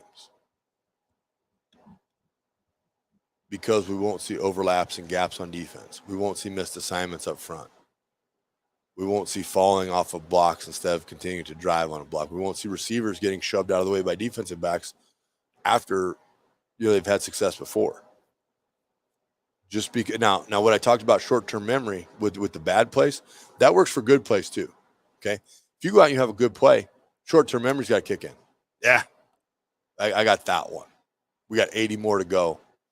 I want to win 79 out of 80. Okay, I can't have a bad one. I got to put that pressure on myself. I won one, gone, on to this. Pitchers, the pitcher mentality. I threw a strike there. Great. Here's another ball. I threw a strike. Gave up a bomb. Whatever. Another pitch. Those guys that are way good mentally in pitchers, they're the ones that you want to go watch and you want to go see.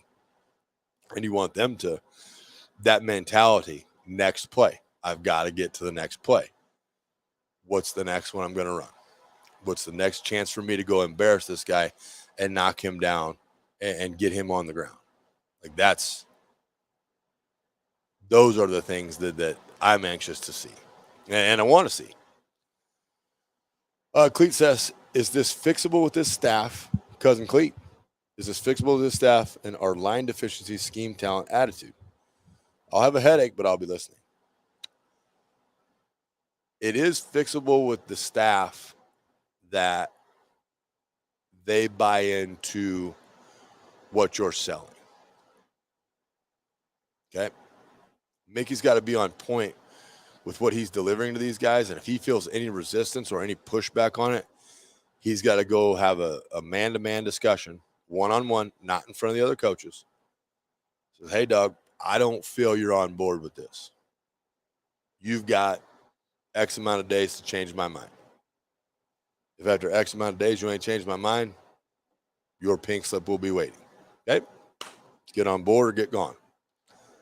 So he's got to be acutely aware of everything happening in there. That's why him not being able to coach a position, I have no problem with.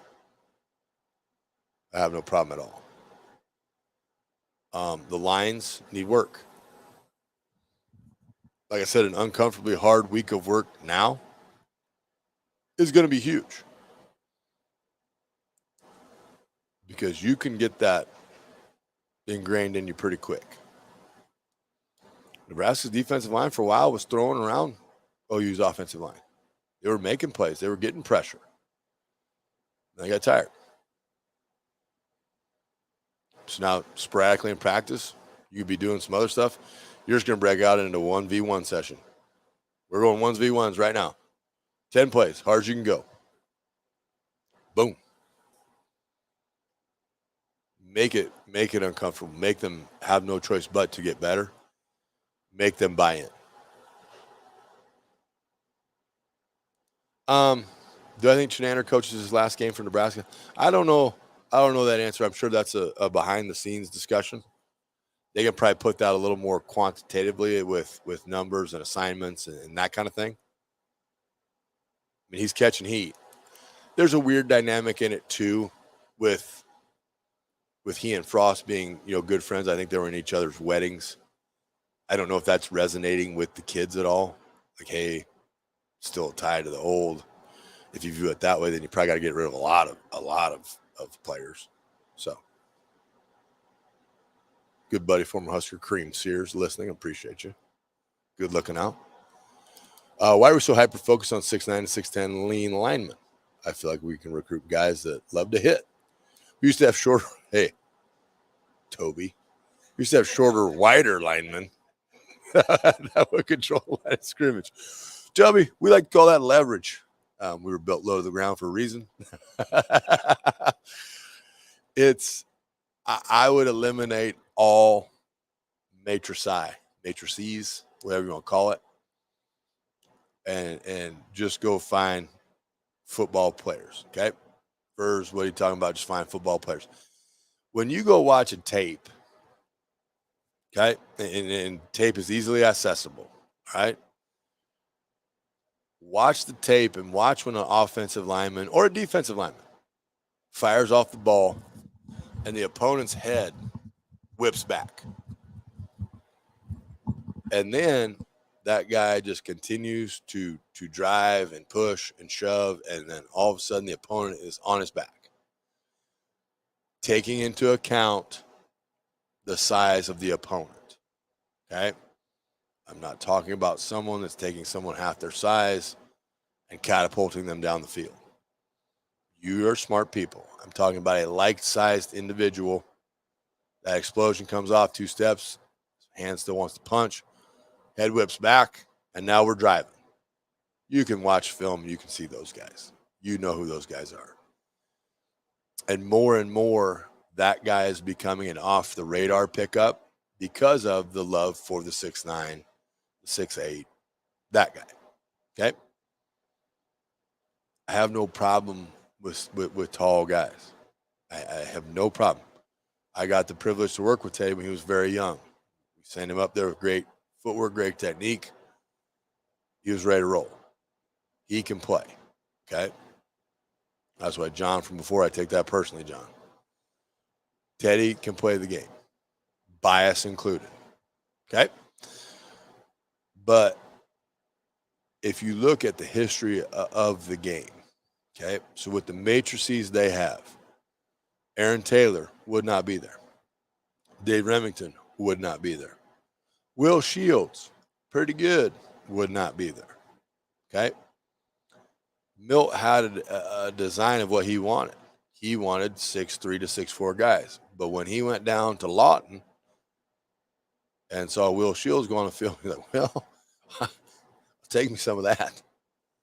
And then when he went to Wichita Falls, Texas, and he had a little bowling ball that looked like Uncle Fester, but all you saw was the line moving from wherever he was, take me one of them too. He ain't but 5'9", coach, don't care. Really don't care. He can play. He's got an engine, and he doesn't quit, and he gets this little red-faced look, and look out, okay? Matrices in a perfect world are awesome. We don't live in a perfect world. We got to find football players. You got to find ass kickers. You got to find dudes that want to impale and hurt and harm. Terry Keneally model. I'm going to hurt you. I'm going to help you up. I'm going to be back in 45 seconds. I'm going to do it again to you. Take my helmet off at the end of the game and ask you how your family is. Be that guy. Matrix, gone. Football player, find them. They're there. And now people are like, oh my gosh, all these smaller conference teams, da-da-da-da-da-da. That's a factor in it. The portal helps that. But these teams that are small D1 are able to go out and get that 6'3" lineman that nobody wants anymore. Coastal Carolina, a couple years back, they made a good run. Their center was 5'8", 5'9". Dude could play. He could play really well. I think they did their whole line. It was like 6'1", 5'8", or 5'9", and 6'1" in the middle. You can make all that happen. Just because you're tall doesn't mean you're going to be a great player.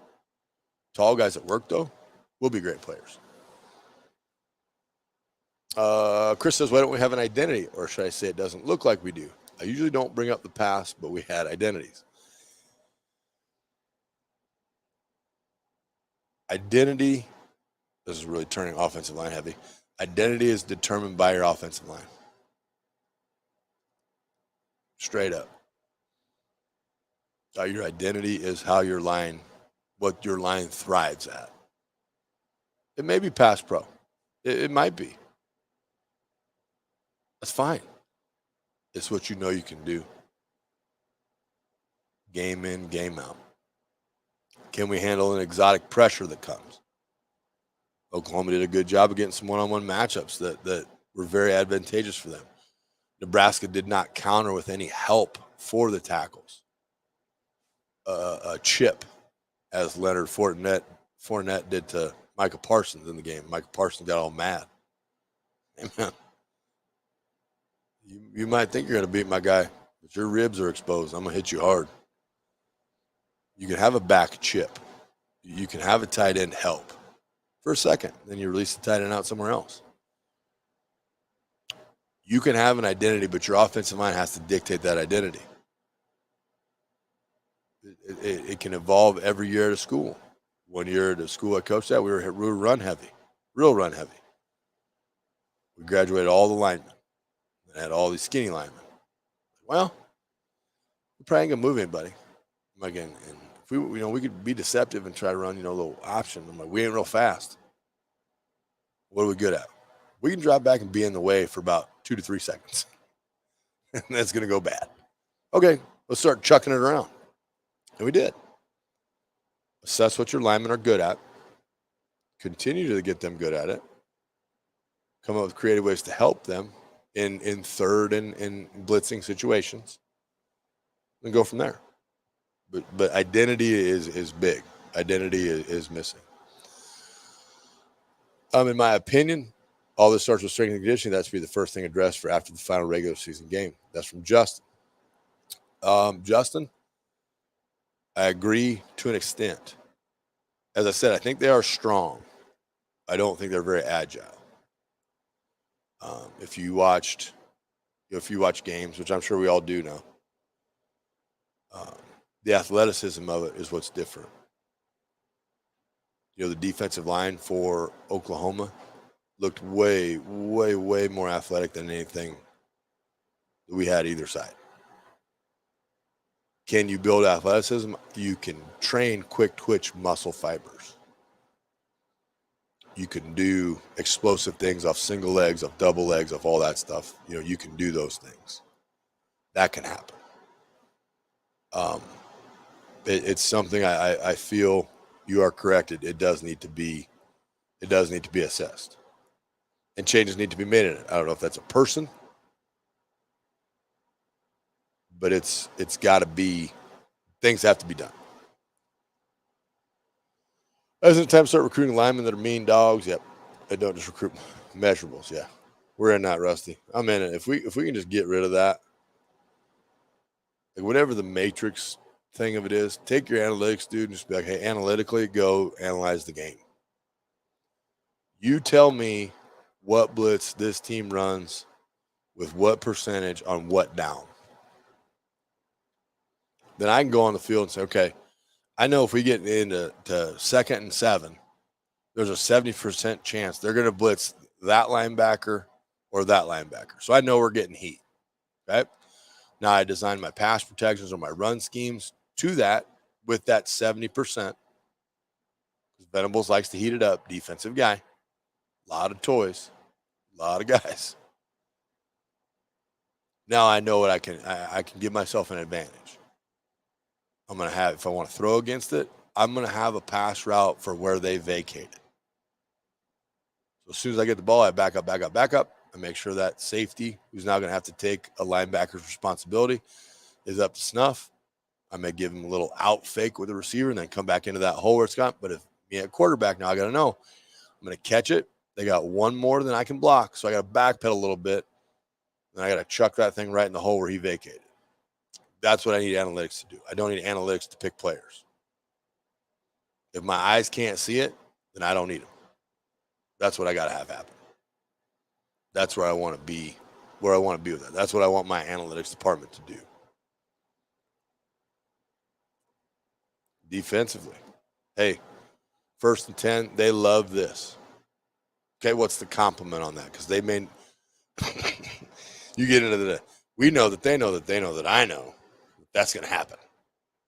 What's the compliment? So now I design defense on 1st down, 2nd down, 3rd down. Take away that what they want to do, make them play left-handed, as I believe Bill Belichick says. Now, if it's a run fake and then they want to throw it, I got a corner right on that slant.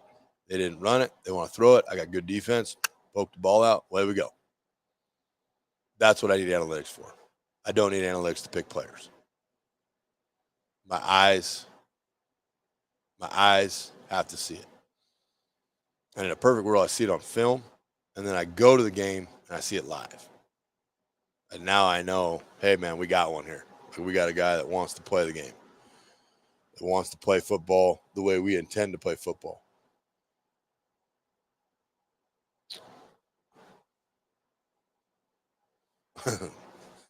Johnny, I love you. I'm not answering that question. I will plead the 5th on that one, my guy.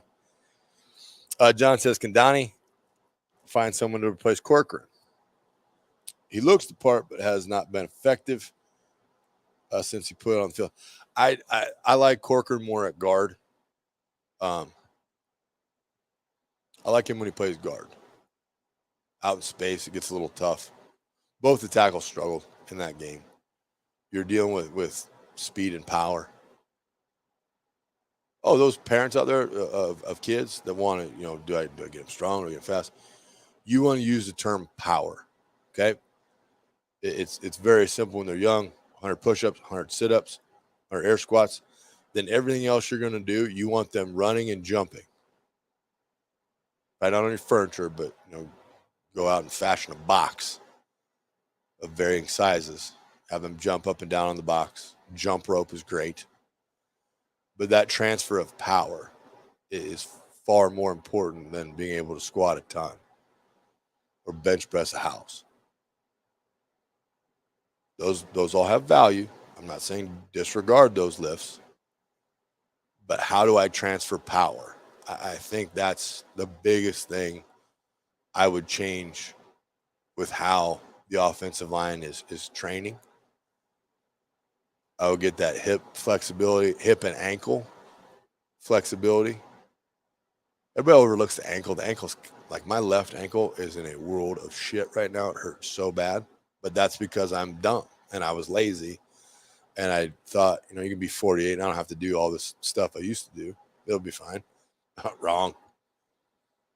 So now I've got to work on my ankle flexibility because I can barely light jog. Like that's the amount of pain I'm in. And in my line of work, I'm on my feet all day. So day off is a novelty. But ankle flexibility sounds silly. Hip flexibility is a big one. That hinge for me to transfer power out of my hips has to be addressed, has to be done. Then you can see what it truly is.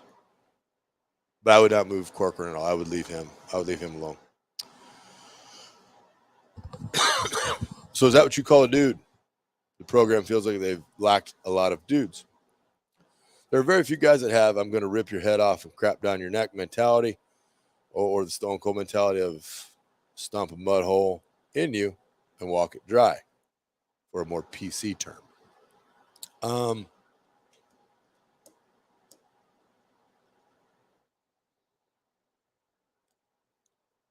At some point in time for you, this is something that I struggle with. For at some point in time, those people had to be that guy to get them here. They had to be that guy. And I don't know. I mean, I guess if we stick to the theme, if that isn't constantly honed in your everyday, it's hard to overcome. Like it's hard to you don't just wake up and be like, man, I am going to be that guy. You get your odd shot case, your Richie Incognitos and your Ricky Henrys. That it's just that's the way they are. That's how they operate in life, and it works. But it's in you to do it. It's in you to be that way. You have to harvest it.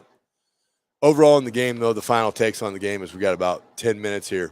Thank you guys all for participating. By the way, it's been a blast. There's a lot to unwrap and a lot to discuss, and a lot of directions this can go. Okay, as I said, we're going to get more comments that are going to come out, and they're going to reveal things of how the program was being run and what was being said, and done behind closed doors at the facility, with preparation and all those kind of things. That's fine. It is what it is, and we are where we are. Okay, we've got to look at this as how do we dig out of this? How do we figure out a way to move on? Right? From a secondary standpoint, our corners really have to work on short-term memory. Forget about it. You got beat. It's over. Clap your hands. Good job. I can't have that happen again. How do I change my technique so I don't let that happen again? Defensively against the run, we've got to understand what a wash is. Okay? We've got to understand that if I'm playing defense and I feel myself getting shoved in the direction they desire, I've got to be able to put on the brakes. Okay? I've got to be able, because a couple of these zone plays they were running, they just washed the end man on line of scrimmage and then just straight up to linebacker. Okay, so by wash, I mean we're just shoving him past the hole. Got to be able to stop that. It's got to be, that does with better foot speed, better hand placement. Okay, as a defensive lineman. Linebacker play early in the game, I really didn't have much problem with it. I thought they were doing a really nice job. Later in the game, it got to distrusting. Oklahoma was able to get some guys up to the second level as Nebraska's defensive line tired. Okay, so as Nebraska's defensive line got a little bit worn out, then the guards and centers that weren't able to get to the linebacker, to block the linebacker, they were able to get up there relatively easy. Right? That all falls on the front. They've got to make sure they stop that. Or the other thing that can happen is the defensive or the linebackers have to do a better job of getting their hands into the offensive lineman. Get their hands into the offensive lineman as soon as he's within a range of you. Okay. Very rarely will they call you for hands to the face unless you're just being blatant about it. But jack that guy in the face and get him away from you. That way you know the direction of the play. You can flow with it now. And you can just go and then use your speed to outpace him. Offensively, Running backs, just keep doing what you're doing. Madison Livingston is now at work. Keep doing what you're doing. Keep on that path. Keep pursuing how you are. I have zero issue with anything they've done. Wide receivers, quarterback, continue to maintain those rhythms, okay? Wide receivers, be short-term memory guy. You get a great block. It's like anything in life. If one is good, 100 is great, okay? If I get one good block, imagine if I got that great block every time. I watched the Georgia-South Carolina game. Oh, dear Lord. Their receivers may have better technique than some linemen in college football. Like they're running a reverse to number 19, and nobody is anywhere. Safeties are locked up. Corners are locked up. Outside linebackers are locked up. That's repetition. That's competition. That's all the Titians. Dominate that thing like that. Man, I watched that. I'm like, oh, Jesus. Wish I bet this week. But it had such a good first week, I haven't bet. Linemen. Take it personal. Okay? Take it personal that everybody's talking about you. You got people on the interweb saying they need to pull you. You got people on the interweb saying you shouldn't even be here. Take something personally. Okay? Take something personally. And go out and prove that they are wrong. Prove that you are better than you've shown. Prove that you are the man for the job. Okay? Accept the challenge. Ease some of the strain on your coach. Because I love it though. I hear he's fiery as all get out, which I love. Nobody wants to go practice to be yeller screamer. Nobody does. But when you put me in that spot, I got to defend. And if we ain't doing it together, we ain't doing it. I got to have you help me. I got to have you be better. We've got to make sure that we can do this. That's my overall synopsis of it. This off week couldn't have come at a better time. I would have everything. I would have every second of those players' days booked. You got class at these times. Guess what? We're doing this as soon as you are out of class. Team bonding, team building. We're going to go watch a movie. We're going to go play pickleball. We're going to do everything as a team. Because your first 4 days of practice is going to be hell. We'll make it hard on you. We'll make it uncomfortable for you. Because we're going to get better. And if you don't want to get better, I'm going to put somebody in that does. I don't care if they're 5'8" or 7'2". They're going in the game. We've got too much that's going right to have that position continually cost us. Daniel, I think as of now, as long as Cam's good with it, we'll probably do a show next week. I have no clue what we'll talk about. Maybe I'll send somebody down and watch practice. Or we'll just do guests. Maybe I can finally talk these guys into coming in on a week when we just have no games. It'll just be guest old Nebraska player hours. Chris, it's my honor and privilege to get to do this every week. I have a good time. As I said, it's therapeutic for all of us. We all need each other.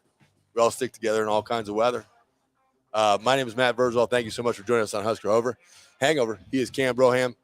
Appreciate you. Big news coming here in the next couple of weeks for the show. Evidently, people like us. We got some other stuff going on, so we'll let you know about that. We will send out messages on the Facebook, on Twitter, on Instagram, I guess. I think we have one of those too. Do we have one of those? Maybe we don't. Scratch that part. About a show next week. If you're in, I'm in.